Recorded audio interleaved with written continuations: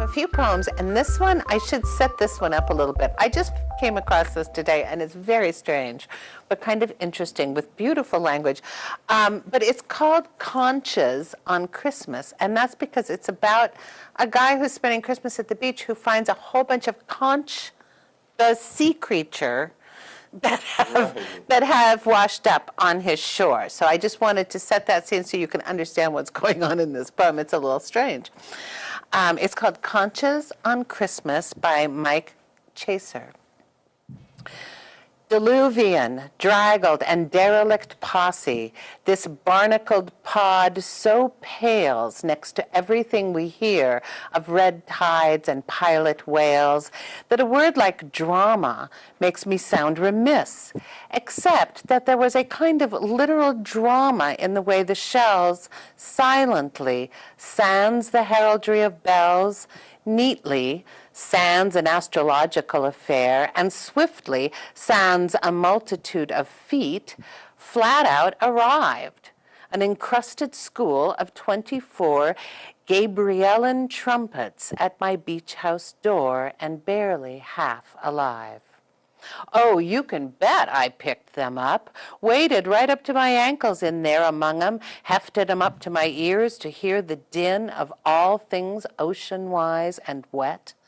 But every of the ancient bearded anthracite saltwater-logged spirals, every of the massive and unwieldy magisterial mollusks shut tight. No din, no horns roaring reveille, no warning, no beat, no taps, no choral corpus, no porpoise purpose, except it was a secret purpose kept strictly under wraps.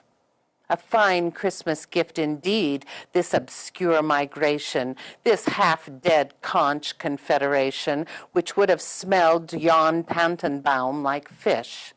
A fine set of unwrappable presents and no receipt by which I could redeem them. I lifted one up by its stem and thought of how, by increments, all 24 must have lugged those pre-assembled bodies here, sans Santa, sleigh, and 8 little reindeer, to my drasty stretch of shore. And no other explanation being offered for the situation, I thought that I might understand how one could argue that the impulse driving them to land was a sort of evolutionary one. Misguided, yes, redundant, a million years too late, a needless, maybe rogue and almost campy demonstration of how history, even in the world of the invertebrate, repeats itself. Breaker crashing down on breaker in the Gulf. Gulf War coming after Gulf War.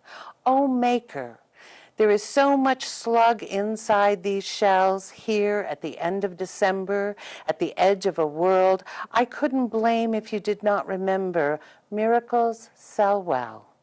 But Lord, it can be numbing to a people who cannot tell between a second nature and a second thought, a second chance, or a second coming. That was pretty cool? Good. I like that poem a lot. It made me, when you were reading it, I liked all the sands. Uh-huh, You know, like right. the sand. Great language. Diluvian, draggled, and derelict. Okay. It's Mark, I don't know if it's Chasser or Chaser, C-H-A-S-A-R. Okay.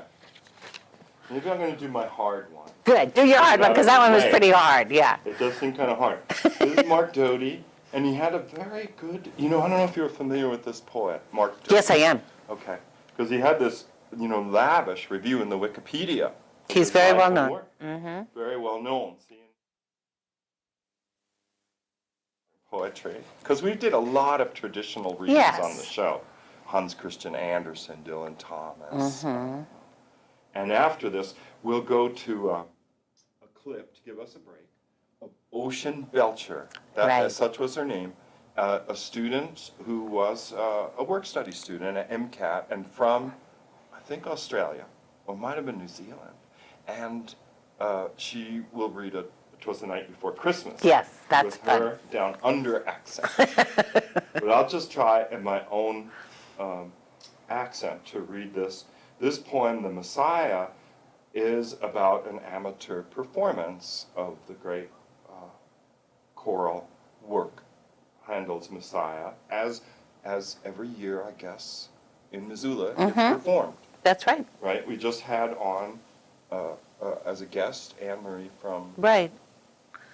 And she talked about it. I don't know how it went here in town. I went to see it a couple of times in the past. I didn't see it this year, Yeah. but I'm sure it was packed. It always is. But that's what happens, right? Is that amateurs sign up to be in a chorus, and there's a whole group of people, maybe in this instance from a small town, that are putting together the performance.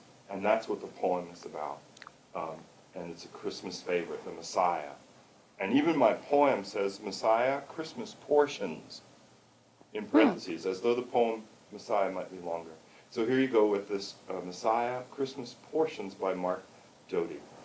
A little heat caught in gleaming rags, in shrouds of veil, torn and sun-shot swaddlings.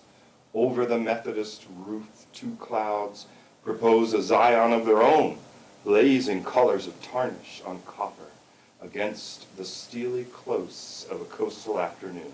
December, while under the steeple, the choral society prepares to perform Messiah, pouring in their best black and whites onto the raked stage. Not steep, really, but from here, the first pew, there a looming cloud bank of familiar angels, that neighbor who fights operatically with her girlfriend for one, and the friendly bearded clerk from the post office, a tenor trapped in the body of a baritone, altos from the A&P, soprano from the t-shirt shop. Today they're all poise, costume, and purpose, conveying the right note of distance and formality. Silence in the hall, anticipatory, as if we're all about to open a gift we're not sure we'll like. But how could they compete with sunset's burnished oratorio, thoughts which vanish when the violins begin? Who thought they'd be so good? Every valley, proclaims the solo tenor, a sleek blonde I've seen somewhere before. The liquor store shall be exalted. And in his handsome mouth, the word is lifted and opened into more syllables than we could count. Central awe, dilated in a baroque melisma, liquefied, the pour of the voice seems to make the unplaned landscape the text predicts the Lord will heighten and tame. This music demonstrates what it claims. Glory shall be revealed. If art's acceptable evidence, mustn't what lies behind the world be at least as beautiful as the human voice? The tenors lack confidence, and the soloists, half of them anyway, don't have the strength to found the mighty kingdoms.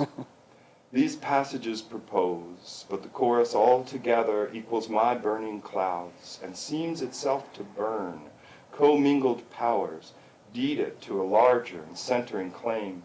These aren't anyone we know. Choiring dissolves familiarity in an outpouring rush which will not rest, will not for a moment be still. Aren't we enlarged by the scale of what we're able to desire? Everything the choir insists might flame inside these wrappings, burns one another. Brighter life, quickened now, by song hear how in cascades and overlapping lapidary waves of praise. Still time to change. Oh, that's beautiful. I never really read it before now, but I think I like it. It's it has very like nice. a wave of redemption or whatever. And you know how it kind of, it starts on the kind of homely, oh, that's my neighbor, Yeah. or didn't I see him at the liquor store? And then it elevates itself, Right. kind of. Like it's the song of Yeah, the rebirth. music, yeah, it's very beautiful. Always time to change. And salvation, which is, I think, salvation is kind of the standby of the group singing. Mm-hmm. Amazing grace, saving a wretch like me. That's right. Isn't that a wonderful line? What was it? At the very end? Yeah. Aren't we enlarged by the scale of what we're able to desire? Yeah. Whoa. Yeah. Nothing like a little striving. So we just gave you 2 very modern Christmas poems. I hope we didn't alienate our traditional audience. And just to make sure... Yes, let's bring us back. That's right. We're going to bring you back with a big slug of Ocean Belcher. In this clip, which was recorded 2 years ago, Scott's ready with Right. it. Little old school Christmas. Old school. 'Twas the night before, and here it is, Ocean Belcher, MCAT 2013. Down under.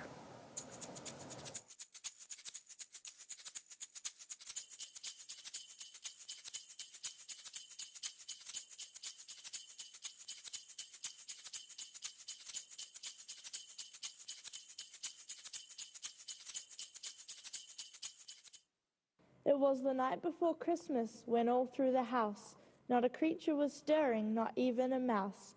The stockings were hung by the chimney with care in hopes that St. Nicholas soon would be there. The children were nestled all snug in their beds, with visions of sugar plums danced in their heads, and Mama in her kerchief and I in my cap had just settled our brains for a long winter's nap. When out on the lawn there arose such a clatter, I sprang from the bed to see what was the matter. Away to the window I flew like a flash, tore open the shutters and threw up the sash.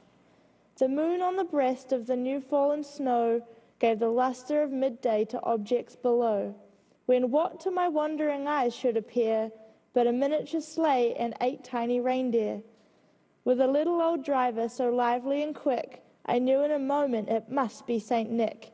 More rapid than eagles his coursers they came, and he whistled and shouted and called them by name.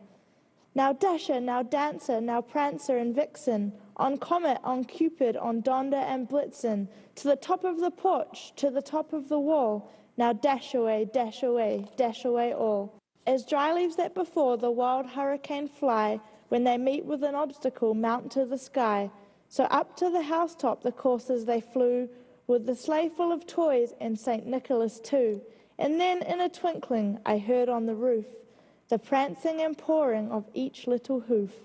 As I drew in my head and was turning around, down the chimney St. Nicholas came with a bound.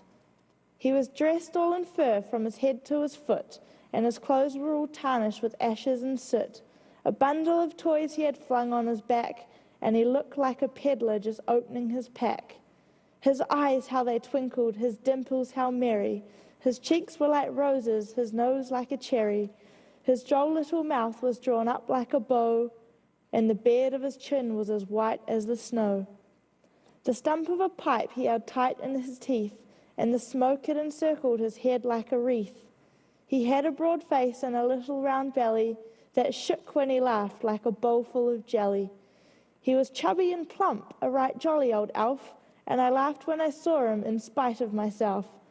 A wink of his eye and a twist of his head soon gave me to know I had nothing to dread. He spoke not a word, but went straight to his work, and filled all the stockings, then turned with a jerk, and laying his finger aside on his nose, and giving a nod up the chimney he rose. He sprang to his sleigh, to his team gave a whistle, and away they all flew like the down of a thistle. But I heard him exclaim, ere he drove out of sight, "Happy Christmas to all, and all a good night."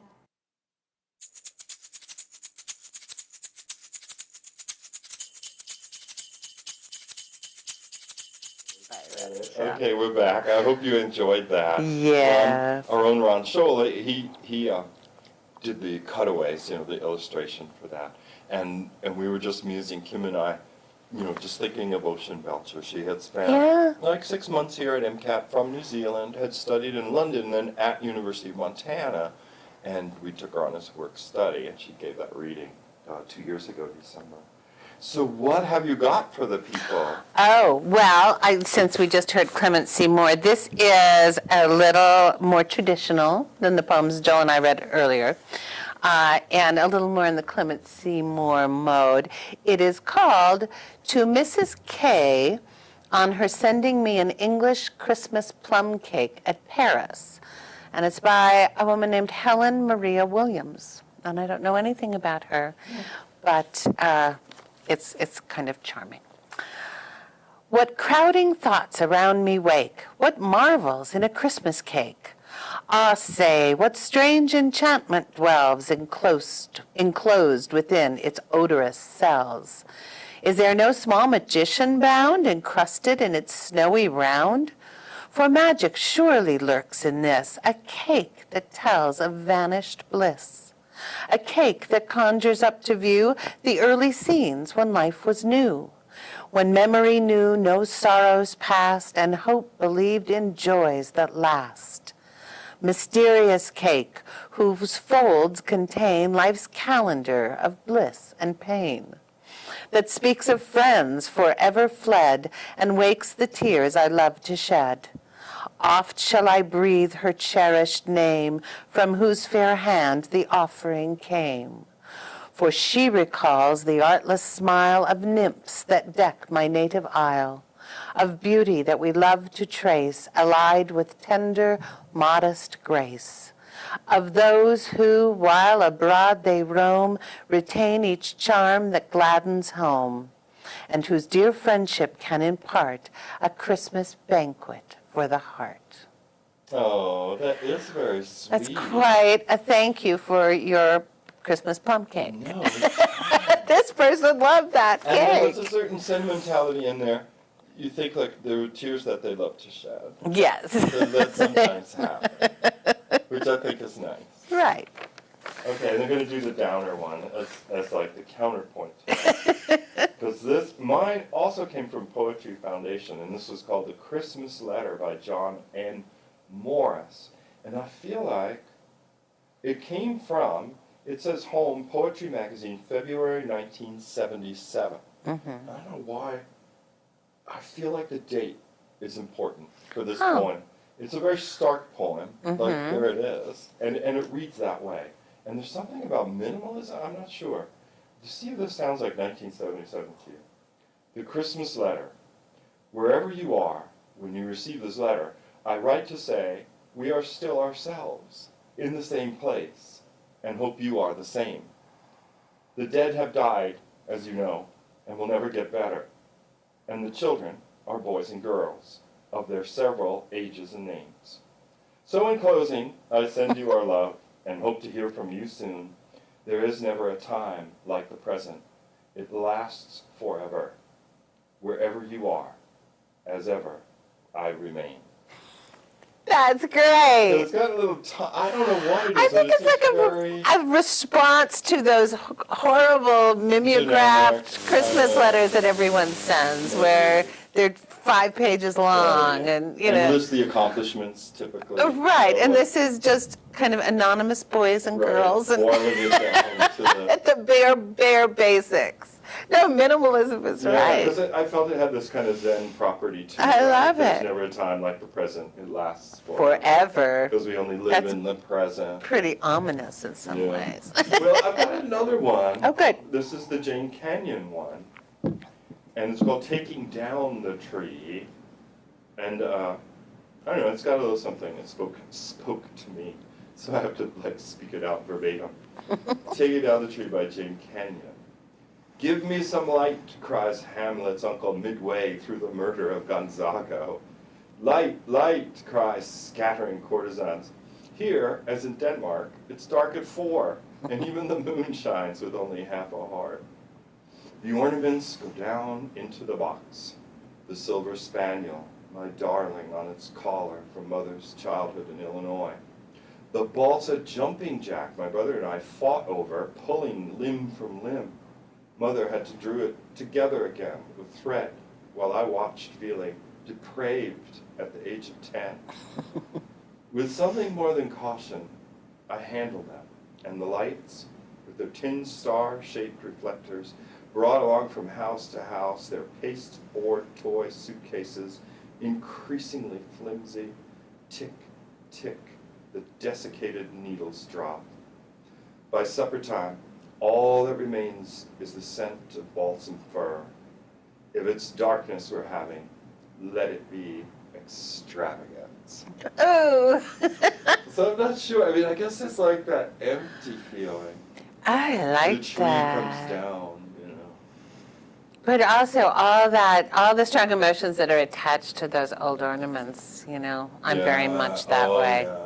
And like all my kids had their own favorite ornament, and Right. you know, I can imagine blood being shed. Yeah. Yeah, and this jumping jack thing, I think like you pulled Yeah, it and then the little arms went up. I Right. think I did have maybe made Right. out of cardboard. That, made it as a school project, something like that. But yeah, this is, I guess, to a degree, it is the bittersweet danger of Christmas time. When it's a tradition, then you start measuring, and time becomes a little more resonant, right? Right. Because who's not here for this Christmas, or how much has that person changed, Mm-hmm. and so on. So I think some people, they do breathe a sigh of relief when the tree comes down, and others do feel that emptiness too. So I like that poem. It's kind of a great last liner. Yes. If it's darkness we're having, let it be extravagant. Extravagant. Really dark, or hard to say. No, Scott told us we were going to set up something else, and now I forgot what it was. We're going to have another Tuba Christmas That's episode, right. and then I have one other poem Yeah. we can read when we come back. Yeah, And then I've got my Wallace Stevens. Oh, It's good. kind of a generic winter. people gathering poem. I think it's really good. Yes. And what time is it? We're doing great on time. Yeah. It's like quarter of the hour. So, yes, let's give another plug. We understand that it is Friday, December 11th, even though the show will be on every day to January 3rd. If you're watching the show before Friday, December 11th, you can go out in the evening to the mall Go to the and mall. see the Tuba Christmas where, and this is another instance of crowdsourcing, like the Messiah. If you own a tuba, right, you go to a school and they So many of us do. they briefly, well, some people have had a brush with brass in their past. And they go to this school nearby the mall, it might be Sentinel, and they rehearse, roughly, what they're gonna play. I think it's probably Jefferson. Maybe it's Jefferson, the Fine Art Center, right? And that's on South, right by the mall. And then they take to the mall where they play these Yeah. tunes, and it gives, to my mind, a very Scroogey, Streets of London, Right. type feeling. Yeah. So anyway, Scott asked Gary Gillette and some other participants in this club, this activity, to come to the MCAT studio, and he recorded clips of them doing some of the songs. But there'll be lots more tuba players at the mall, and the acoustics will be Yeah, very yeah. And this reverberating. might be a clip from a previous mall performance, Oh, I that's think. right, that's right. See, Yeah. you're so smart to remember this stuff. Today I'm forgetting everything. So this actually is at the mall, Yeah. this clip. So this is very similar to what you will see on Yeah. Friday. Yeah, folks, look how.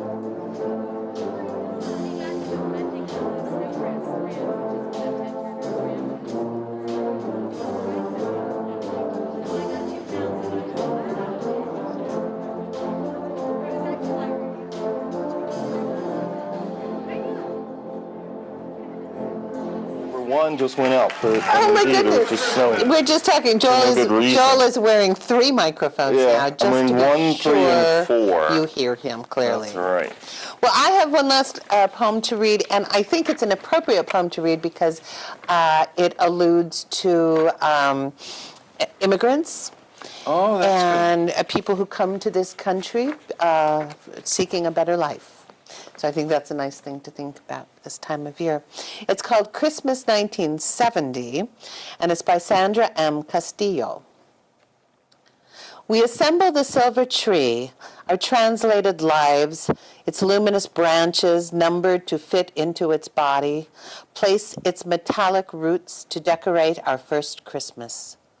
Mother finds herself opening, closing the Red Cross box she will carry into 1976, like an unwanted door prize, a timepiece, a stubborn fact, an emblem of exile measuring our days, marked by the moment of our departure, our lives no longer arranged. Somewhere there is a photograph, a Polaroid Mother cannot remember was ever taken. I am sitting under Tia Tara's Christmas tree, her first apartment in this, our new world. My sister's by my side.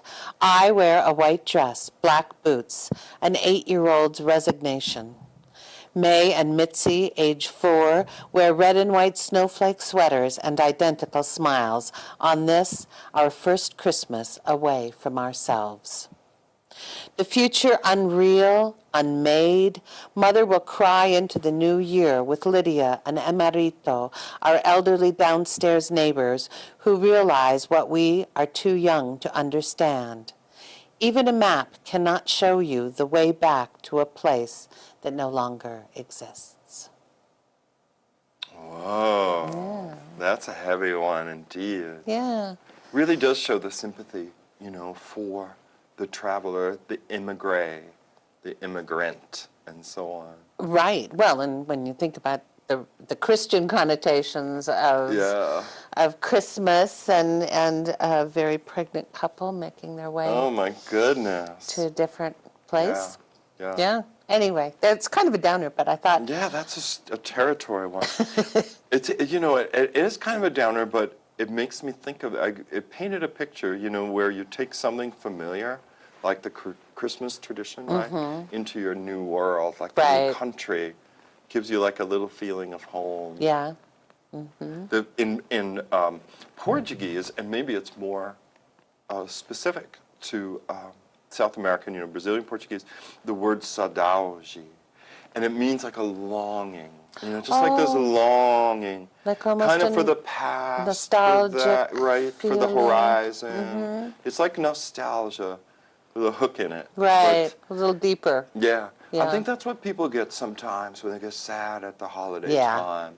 It's like a nostalgia, like, oh, this time is really bad, but this other time was wonderful. Yeah, there is, I think all of us, no matter how happy we are, we kind of have that yearning of a better time past. Yeah.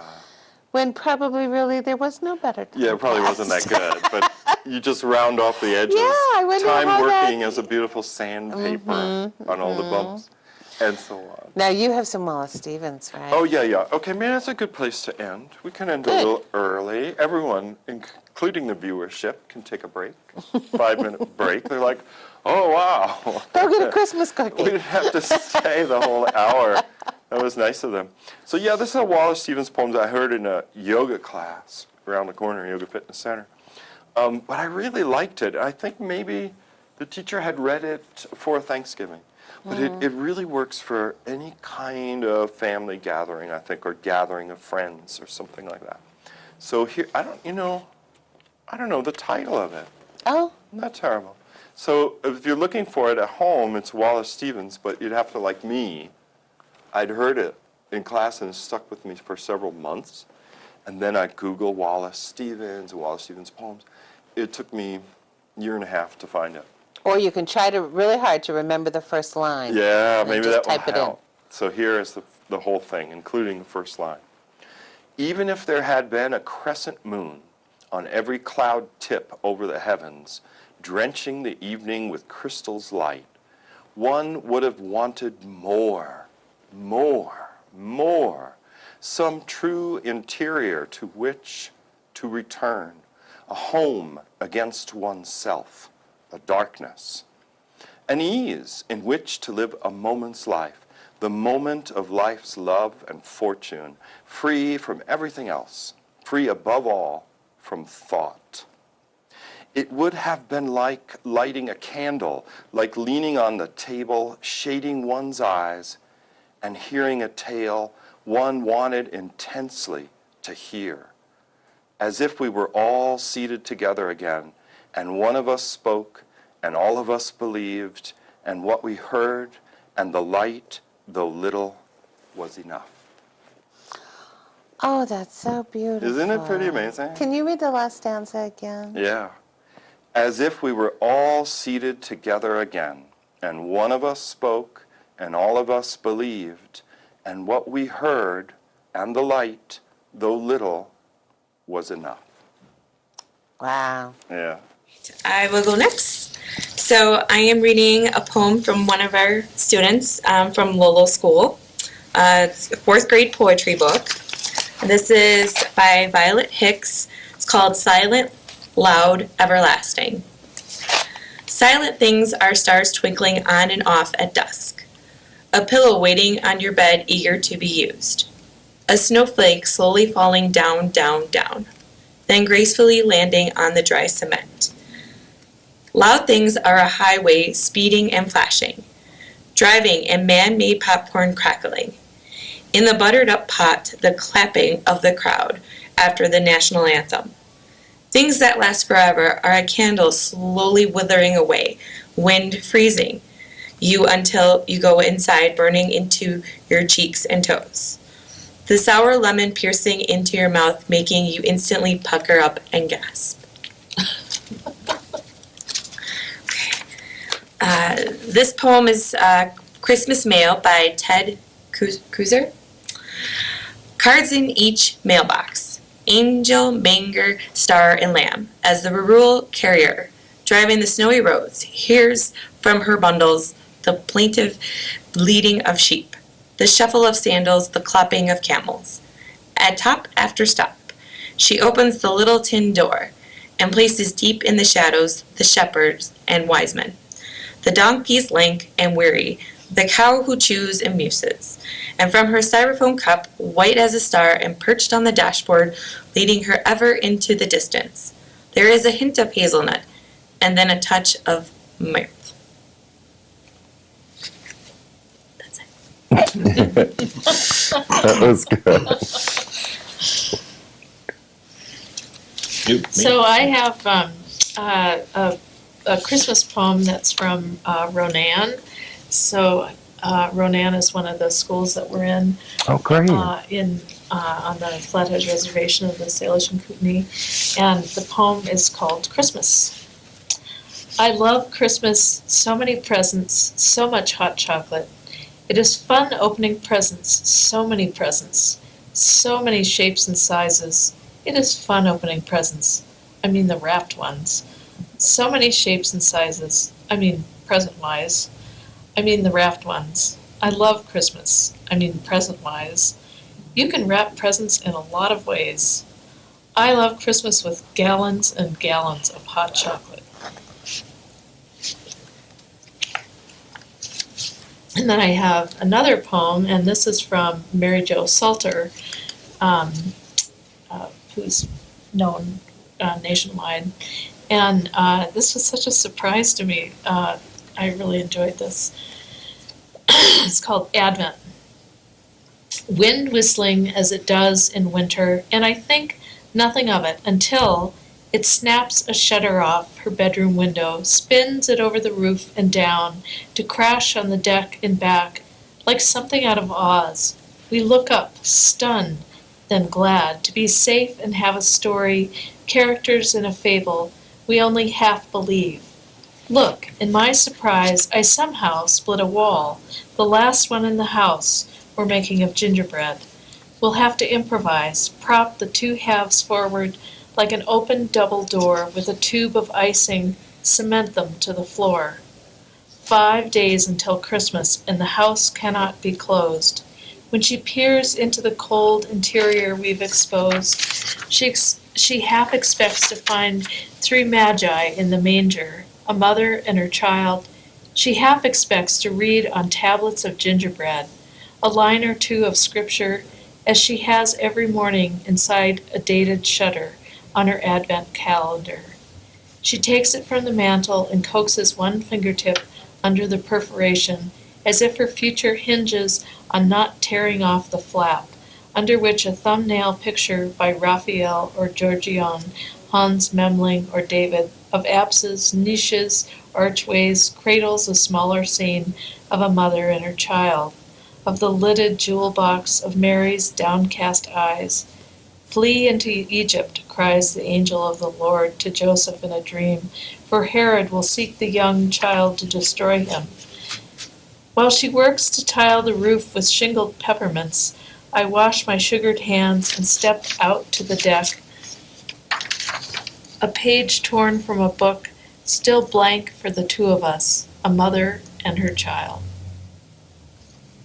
Whoa.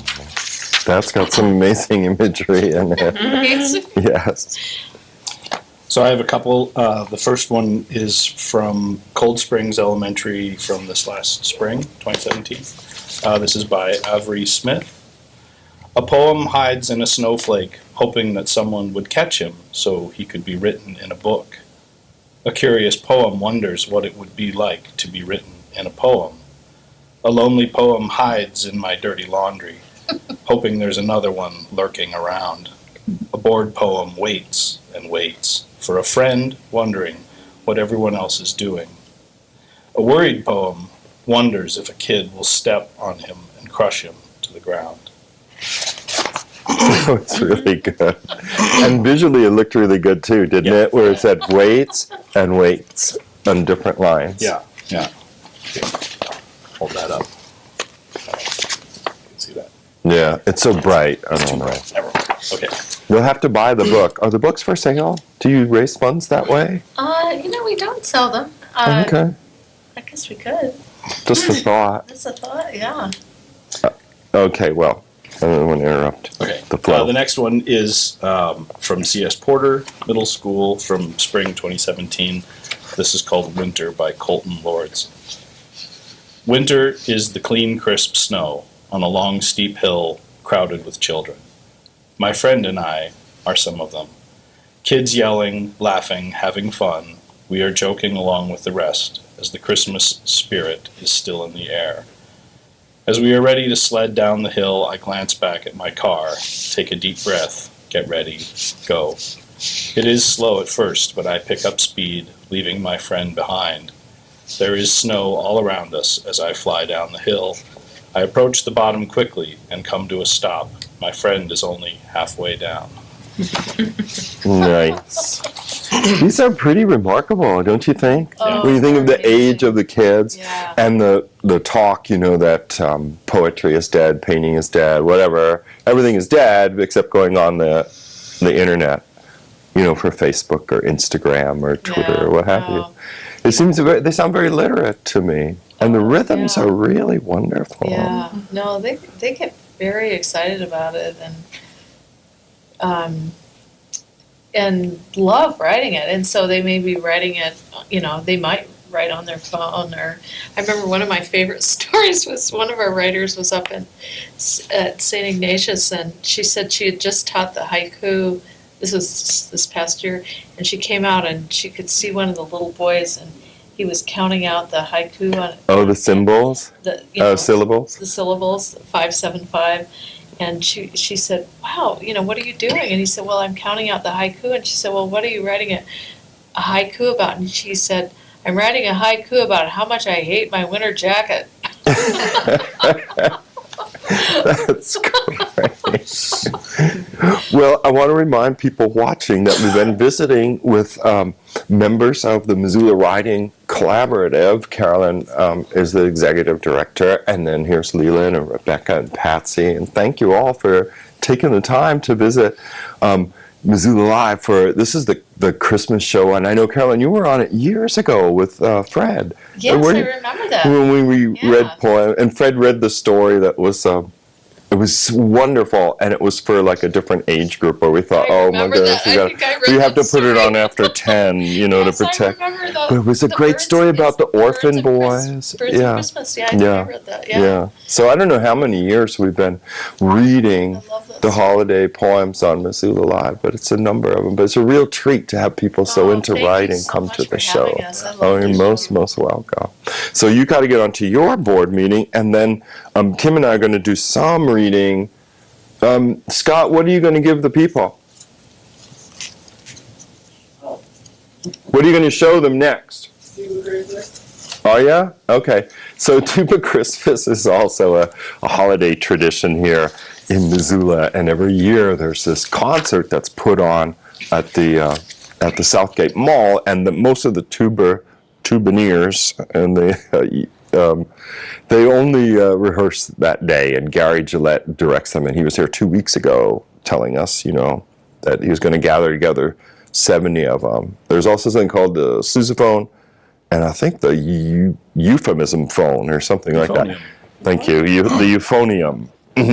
So you're going to see a clip of that, and when we come back, Kim and I will do a little more holiday reading right after this.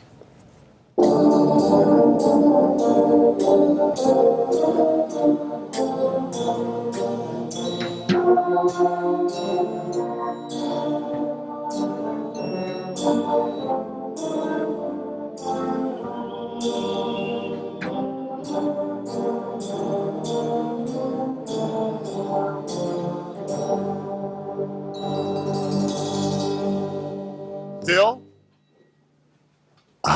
Also, get used to not talking. All right? So afterwards, don't start talking to your buddy going, oh, you must be natural, you dumb. No. Time and place for that. The car ride home, the reception, whatever you do afterwards, that's the time to talk. Don't talk in public. Let me do that. I'll make the fool of myself. You won't have to, okay? But while I'm talking, I do a great job of that. I do. It's part of my role. But don't talk. All right? People are there to enjoy your music, Austin. Don't talk. So if you're talking now, you've gotten used to it, you'll think it'd be okay to talk at the gig. Don't. Damn it, Ludi. Here we go. I know. Here's Loha Rose. There was 4 of us.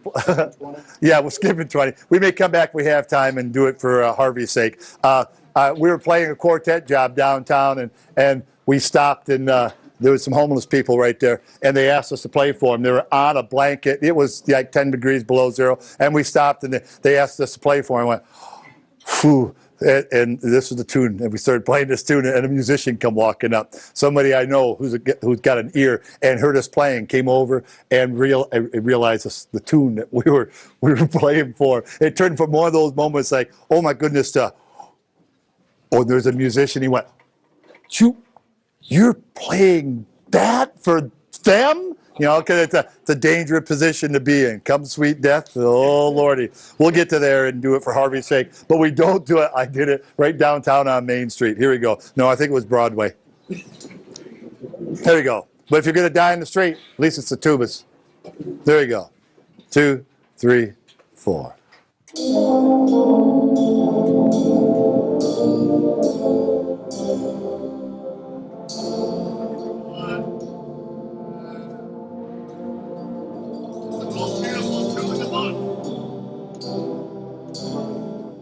Count carefully. Here is good. Natural.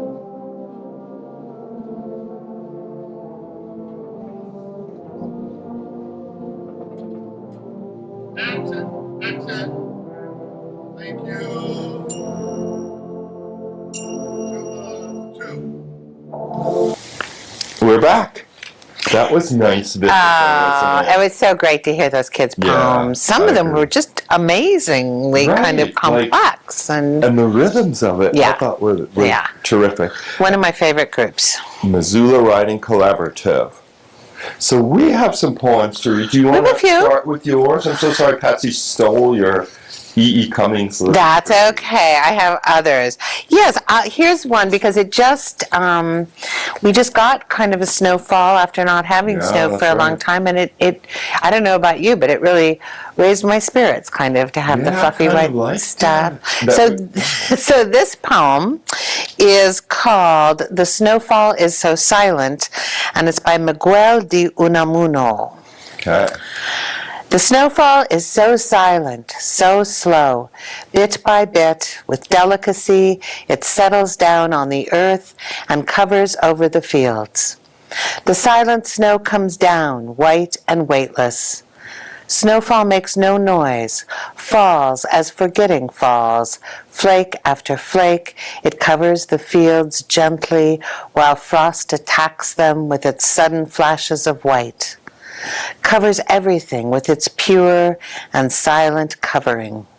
Not one thing on the ground anywhere escapes it. And wherever it falls, it stays, content and gay, for snow does not slip off as rain does, but it stays and sinks in. The flakes are sky flowers, pale lilies from the clouds that wither on earth. They come down blossoming, but then so quickly they are gone. They bloom only on the peak above the mountains and make the earth feel heavier when they die inside. Snow, delicate snow, that falls with such lightness on the head, on the feelings, come and cover over the sadness that lies always in my reason. Oh.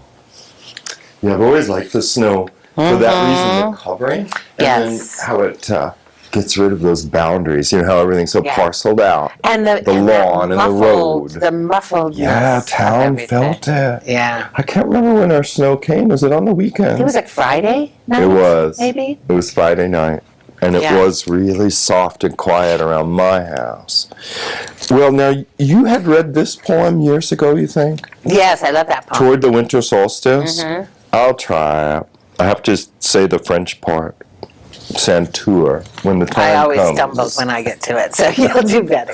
I'll see what I could do. This is by Timothy Steele, called Towards the Winter Solstice.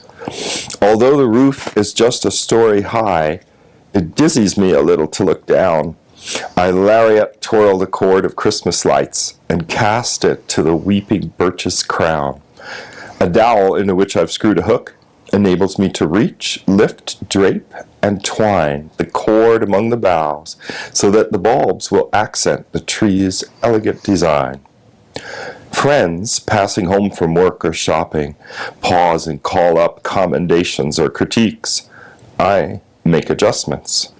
Though a potpourri of Muslims, Christians, Buddhists, Jews, and Sikhs, we are all conscious of this time of year. We all enjoy its colorful displays and keep some festival that mitigates the dwindling warmth and the compass of the days.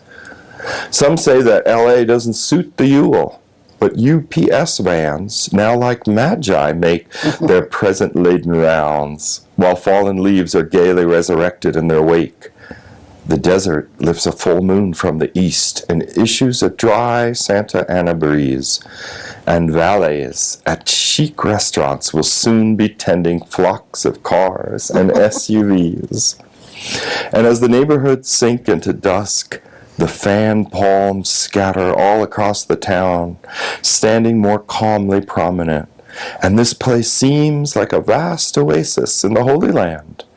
This house may be a caravansary, the tree a kind of cordial fountainhead of welcome, looped and decked with necklaces and santours of green, yellow, blue, and red.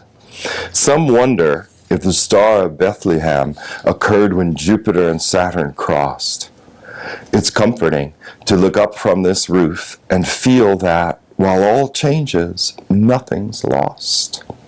To recollect that in antiquity, the winter solstice fell in Capricorn, and that in the Orion Nebula, from swirling gas, new stars are being born. Nice. I love that poem.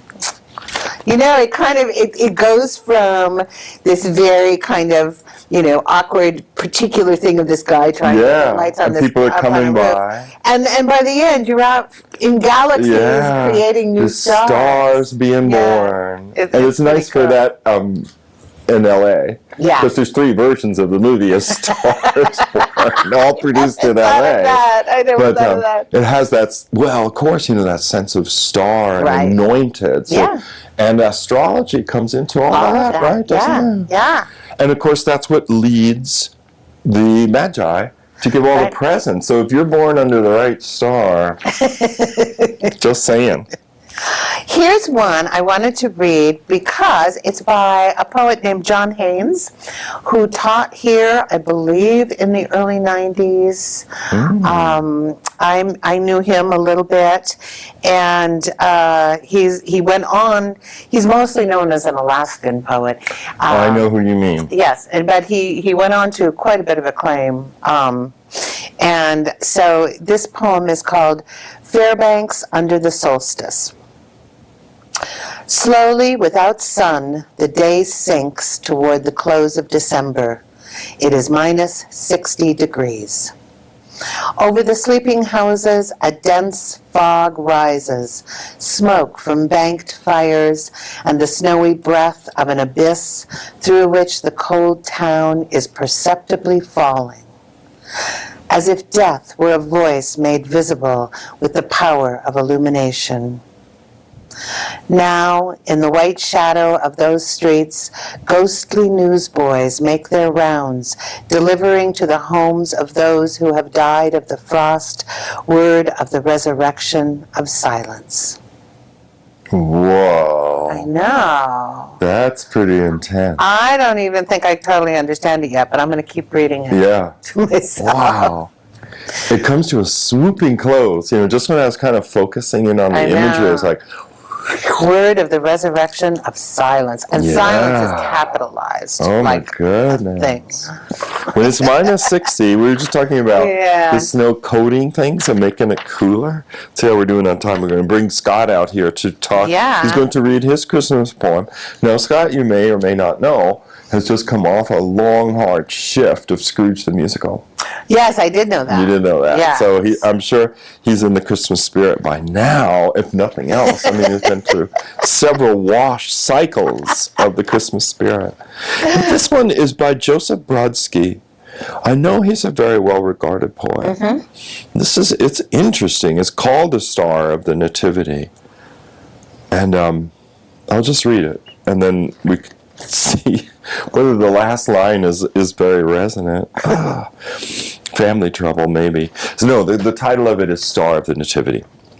In the cold season, in a locality accustomed to heat more than to cold, to horizontality more than to a mountain, a child was born in a cave in order to save the world.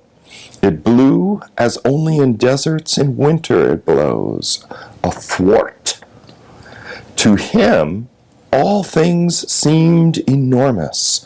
His mother's breast, the steam out of the ox's nostrils, Gaspar, Balthazar, Melchior, the team of magi, their presents heaped by the door ajar. He was but a dot, and a dot was the star. Keenly, without blinking, through pallid, stray clouds, upon the child in the manger, from far away, from the depths of the universe, from its opposite end, the star was looking into the cave, and that was the Father's stare. Oh, Yeah. that just ended so differently Yeah. than I thought it was going to end. It has sort of an element that seems devotional, right? Yeah. Along traditional, Bethlehem lines, and then, But I mean, I see it. If it's the God the Father. right, looking down on this Right, emissary. the angry star. I don't know. It's a trippy situation when you think of how this story turns out. Yes. That the beginning actually has potential for foreboding. Mm-hmm. Anyway, Very true. I should probably change gears.